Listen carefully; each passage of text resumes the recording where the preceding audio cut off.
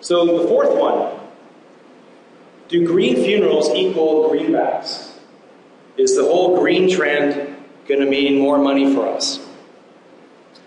Well, this was interesting. We're going to have a couple slides on this one. And the first question was, do the public have an interest in green services? And the first column is the average. So here for under yes, 55% said that they do have an interest in green.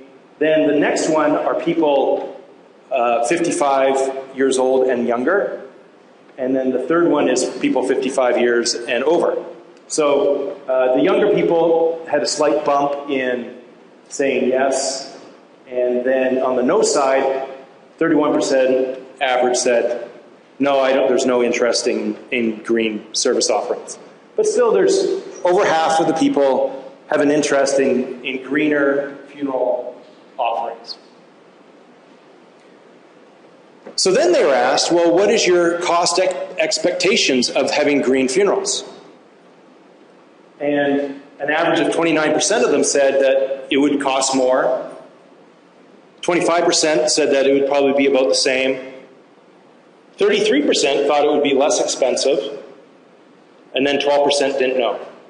So we know when we buy something environmentally friendly, generally there's going to be an added cost to it, and it's now a lifestyle choice. Do we buy those organic blueberries or not, right? And we make those decisions all the time. So what happened here, though, is then when they were asked about themselves, would they pay more to have an environmentally friendly funeral? Only 24% either said most definitely or probably. But 48% said probably not. And then even more said most definitely not. So some people might look at this slide and think, well, they're not going to pay more for it, so maybe we shouldn't do it. But still, 24%, almost a quarter of them, said that most likely, or probably, that they would. So it does show that there's an opportunity. And then we have to find out, well, what does green really mean anyway? And then they were asked to describe what components would make up a green service offering.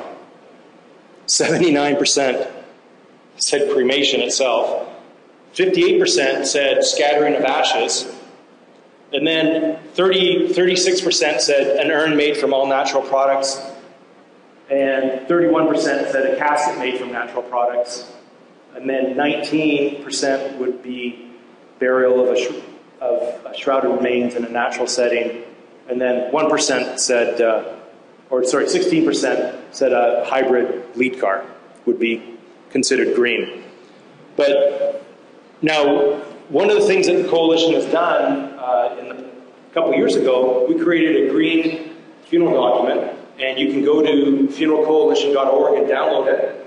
And it's we surveyed members of the community, members of the profession, to get information out there, because we want to really control this message of green service offerings.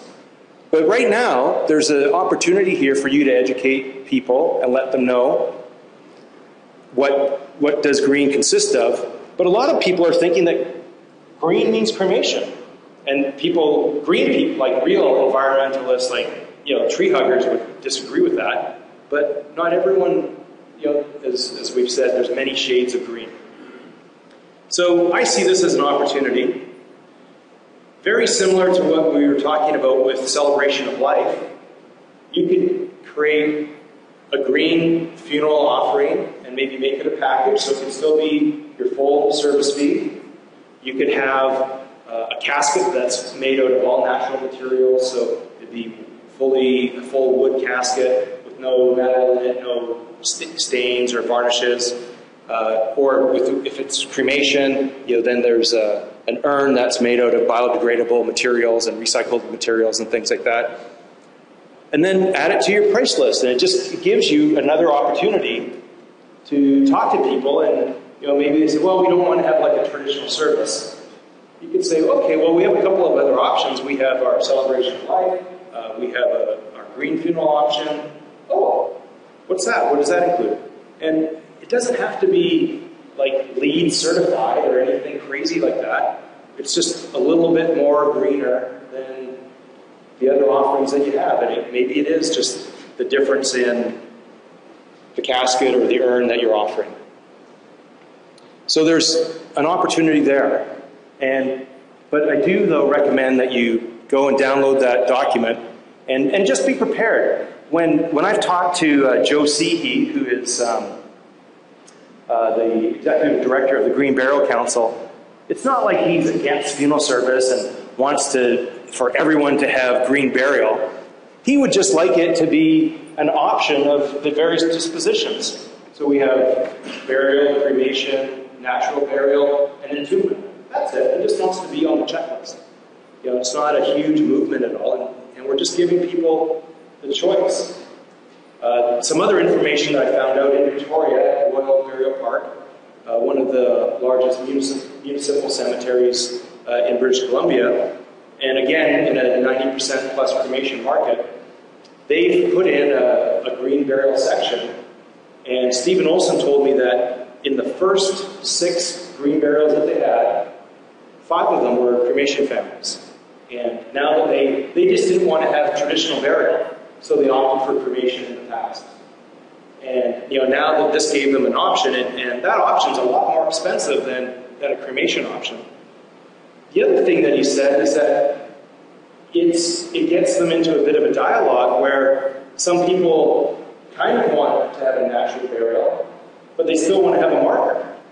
So they innovated and became creative, and what they did was they took in the regular section where they have the upright monuments, they'll inter someone in an environmentally friendly casket or even in a shroud. But you know, in that part of the regulations, you still need to have at least a crypt or a vault to support the grave. But what they do is they just take the concrete crypt and put it in upside down over the deceased. So the deceased is placed right on the earth.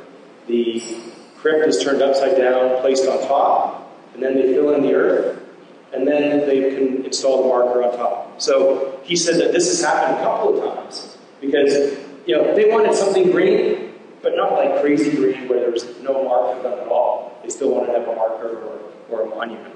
So by having that option, though, it does open the dialogue.